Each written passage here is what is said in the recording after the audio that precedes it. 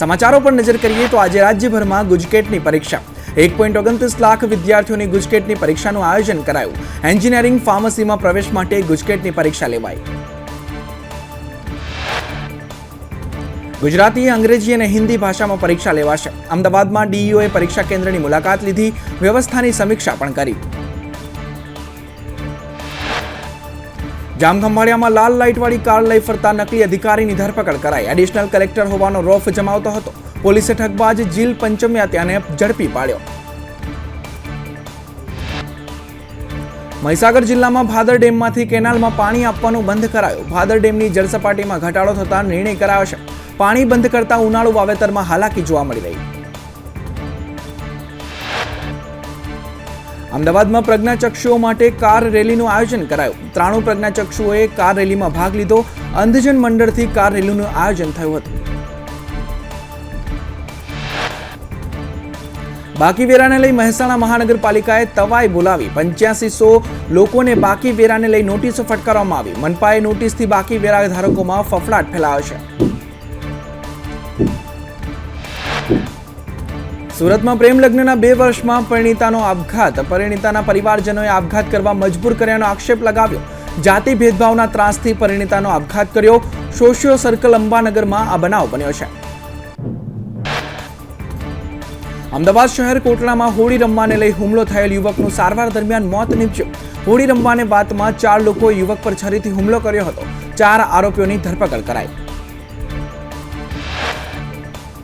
सूरत पोलीसे टपोरी करीम चीनाનું सरघस काढीने माफी मंगावी। पोलीसे आरोपीने झड़पी तेज विस्तारमां सरघस काढ्યું। आरोपीए police वानना driver पर हुमलो कर्यो हतो। पोलीसे जाफर गोल्डन ने पण कायदानुं भान कराव्युं हतुं। जाफर गोल्डन अने करीम चीना बंने भाईओ छे। चीनाने पासा हेठळ साबरमती जेल खसेडायो। चीना सामे मारामारी, छेड़ती, खंडणी सहितना गुना सामेल छे। मोरबीमां नराधमोए पीछो करीने युवतीनी छेड़ती करी। मेहुल जिलेरिया सामे कार्यवाहीनी मांग उठी छे। पोलीस पण कामगीरी न करती होवाना आक्षेप लाग्या छे।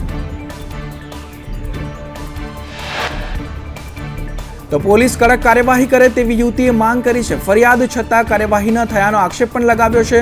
आरोपीनुं जाहेरमां सरघस काढवा माटे मांग उठी छे।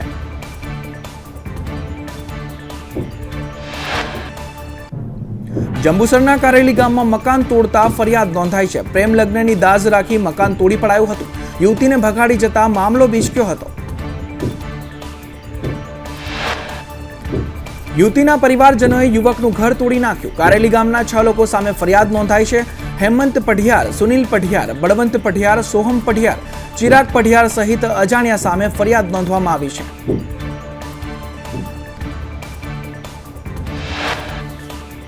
ગોંડલના રાજકુમાર જાટના રહસ્યમય મોતના કેસમાં પીએમ રિપોર્ટમાં શરીર ઉપર માર માર્યાના નિશાન જોવા મળ્યા।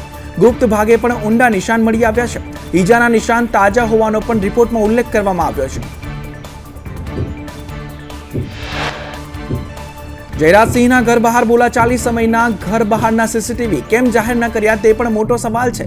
पोलीसे पिताना आक्षेप पर फरियाद केम न नोंधी ते पण मोटो सवाल अने युवक मानसिक अस्थिर होय तेवुं देखाडवा पोलीसे तमाम प्रयास कर्या।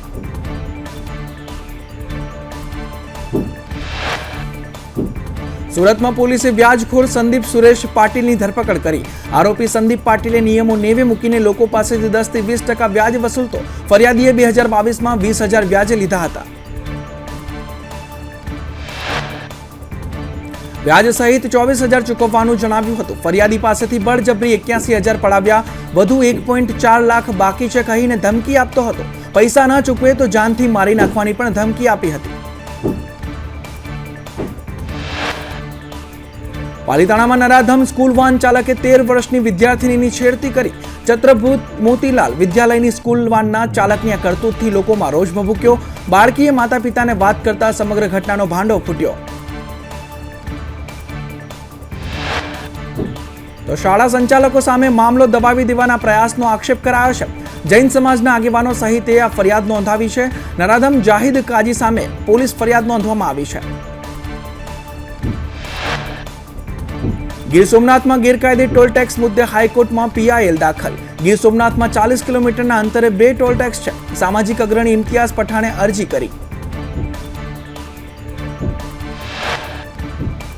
તો જિલ્લા કલેક્ટર સહિત તંત્રને રજૂઆત કરવામાં આવી છે. અરજદારે કહ્યું કે ટોલ બૂથનો NHAIની એપમાં ઉલ્લેખ નહીં. 2016થી શરૂ સોમનાથ ભાવનગરનું કામ અધૂરું જોવા મળી રહ્યું છે. સુરતમાં સમાજસેવક પ્રવીણ ભલાળા ઠગબાજ નીકળ્યો. ઓરિસ્સાના વૃદ્ધ સાથે 6.16 કરોડની છેતરપિંડી કરાઈ. ઠગબાજે ક્રિપ્ટોકરન્સીમાં રોકાણના નામે છેતરપિંડી કરી એક જ પરિવારના 3 સહિત 5ની ધરપકડ કરવામાં આવી છે. સમાજસેવક પ્રવીણ ભલાળા પરિવાર સાથે ફરાર થયો છે. છેતરપિંડીના 6.16 કરોડમાંથી 15 લાખ પ્રવીણને મળ્યા. ઓરિસ્સા પોલીસ દ્વારા કોર્ટમાં 5ને રજૂ કર્યા. પકડાયેલા આરોપીઓના 5 દિવસના રિમાન્ડ મેળવાયા છે.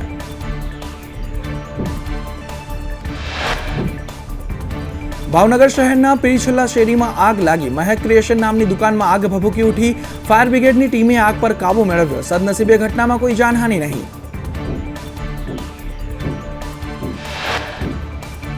અમદાવાદના માણેક ચોકમાં દુકાનમાં આગ લાગી. વહેલી સવારે ચશ્માની બંધ દુકાનમાં આગ લાગવાની ઘટના બની. ફાયર વિભાગે આગ પર કાબુ મેળવી લીધો.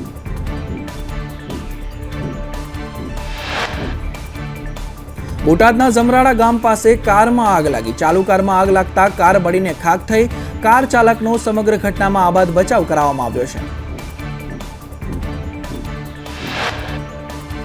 તો રાજ્યમાં આજથી અંગ દઝાડતી ગરમીની આગાહી કરવામાં આવી છે. મહત્તમ તાપમાનમાં 2 થી 3 ડિગ્રીનો વધારો થશે. ઉત્તર પૂર્વના પવનો ફૂંકાતા ગરમી વધવાનું અનુમાન લગાવાઈ રહ્યું છે. તો અમદાવાદમાં મહત્તમ તાપમાન 37 ડિગ્રી રહી શકે છે. સૌથી વધુ ગરમી સૌરાષ્ટ્રના ભાગોમાં પડી શકે છે.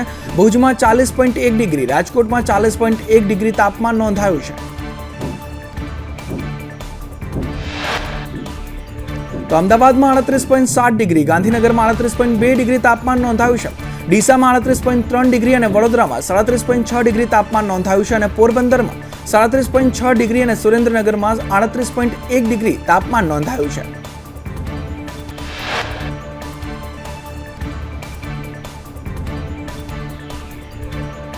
દાદાની બુલડોઝર કાર્યવાહીને લઈ પૂર્વ મુખ્યમંત્રી વિજય રૂપાણીએ કહ્યું કે અસામાજિક તત્વોની હિંમત તૂટવી જોઈએ. વિરોધ પક્ષે અસામાજિક તત્વોને ઉછેર્યા છે.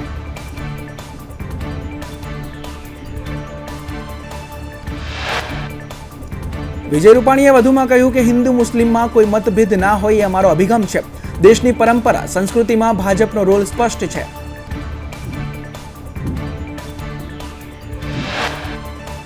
તો પૂર્વ સીએમ વિજય રૂપાણીએ ઘૂસણખોરો અંગે નિવેદન આપ્યું. કહ્યું કે ઘૂસપેટીઓને દેશમાંથી હટાવવાના છે.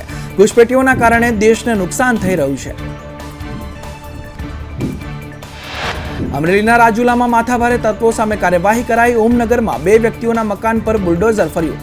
જયરાજ વાળા અને ભરત કલસરિયાના દબાણ હટાવવામાં આવ્યા.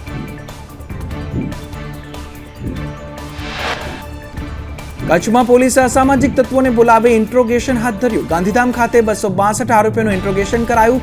શરીર સંબંધી, મિલકત સંબંધી ગુનાના આરોપીઓને બોલાવવામાં આવ્યા હતા. પોલીસ દ્વારા કહેવામાં આવ્યું કે ફરીથી આરોપી ગુનો કરશે તો કડક કાર્યવાહી કરાશે. આરોપીઓના રેકોર્ડ માટે ડિસઓર્ડર્સ ફોર્મ પણ ભરવામાં આવ્યા છે. એસપી, એલસીબી અને એસઓજીના પોલીસ અધિકારીઓ હાજર રહ્યા હતા. સુરતમાં અસામાજિક તત્વો સામે કાર્યવાહી કરવામાં આવી. અસામાજિક તત્વોના ગેરકાયદે દબાણ દૂર કરાયા. ડીજીવીસીએલ દ્વારા ગુનેગારોના વીજ કનેક્શન પણ કાપવામાં આવ્યા. ગુજરાત સરકાર અને રાજ્ય પોલીસ દ્વારા અસામાજિક તત્વોને પાઠ ભણાવાયા છે. દ્વારકા ખાતે રાજકોટ રેન્જ આઈજી અશોક કુમાર યાદવે ક્રાઇમ કોન્ફરન્સ યોજી. રાજકોટ રેન્જમાં પોલીસે 2270 ગુનેગારોને ચિહ્નિત કર્યા. અમદાવાદના ફતેવાડીના કુખ્યાત ગુનેગાર મુશીરની હવેલી પર દાદાનું બુલડોઝર ફરી વળ્યું. મુશીર પ્રોપર્ટી વડાવી, હત્યા, મારામારી, ખંડણી જેવા ગુનાહિત પ્રવૃત્તિઓમાં સામેલ છે. સુરેન્દ્રનગરમાં અસામાજિક તત્વો વિરુદ્ધ કાર્યવાહી હાથ ધરવામાં આવી. ધાંગધ્રામાં 300 થી વધુ અસામાજિક તત્વોનું લિસ્ટ તૈયાર કરાયું છે. ધાંગધ્રામાં ગુનેગારનું વીજ કનેક્શન કાપી દંડ પણ ફટકારવામાં આવ્યો છે. ભરૂચના ઝઘડિયામાં પોલીસનું કોમ્બિંગ. રાજપારડીમાં અસામાજિક તત્વોના ઘરે કોમ્બિંગ હાથ ધરવામાં આવ્યું. એકને તડીપાર કરાયો. 2ના ગેરકાયદેસર દબાણ જે હતા તેને દૂર કરવામાં આવ્યા છે.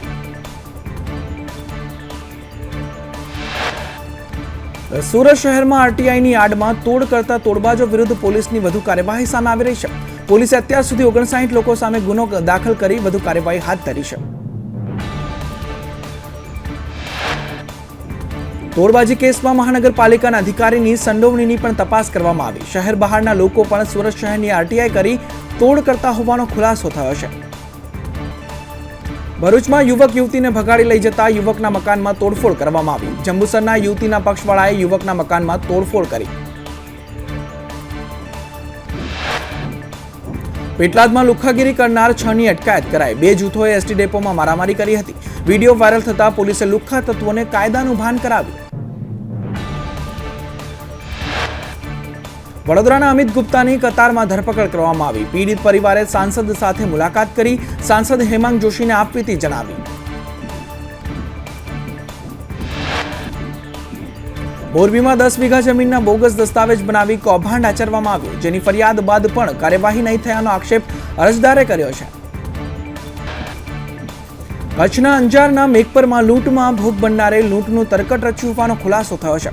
લૂંટની વાત ઉપજાવ્યાની પોલીસ સમક્ષ તેણે કબૂલાત કરી છે. સમગ્ર મામલે પોલીસે વધુ કાર્યવાહી પણ હાથ ધરી છે. રાજકોટમાં શેરબજારમાં રોકાણની લાલચે મહિલા સાથે ₹55 લાખની ઠગાઈ કરવામાં આવી. આ મામલામાં દિનેશ રાદડિયા, જેનિશ ગરણિયા અને મુસ્તાક અલી અને લુગમત સિંહની ફરિયાદ નોંધવામાં આવી છે. મોરબીના હળવદમાં દબાણ હટાવવાની કામગીરી કરાઈ. ચરાડવા ગામે અસામાજિક તત્વોનું મકાન તોડી પડાયું. કેટી મિલ પાસે સરકારી જમીનમાં બાંધકામ કરાયું હતું.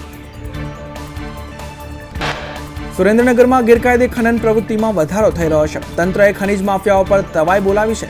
150 મેટ્રિક ટન કાર્બોસેલનો જથ્થો સીઝ કરવામાં આવ્યો છે. આ સાથે 11 ઇસમોની અટકાયત પણ કરાઈ છે.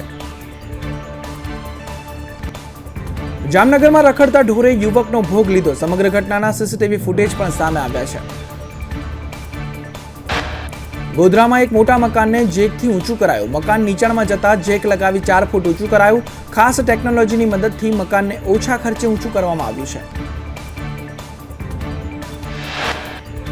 સુરત સિવિલમાં દર્દીઓના સગાના મોબાઈલ ચોરાતા ફરી વિવાદમાં આવી. ટાઈટ સિક્યુરિટી વચ્ચે મોબાઈલ ચોરી થતા લોકોમાં રોષ ભભૂક્યો છે. રોજ 4 થી 5 મોબાઈલ ચોરીની ફરિયાદ નોંધાઈ છે. સુરતના હજીરા વિસ્તારમાં વિકરાળ આગ લાગી. ડીઝલ ભરેલા ટેન્કરમાં આગ લાગતા અફરાતફરીનો માહોલ સર્જાયો હતો. આગમાં ડ્રાઈવર અને ક્લીનરનો આબાદ બચાવ કરાયો હતો.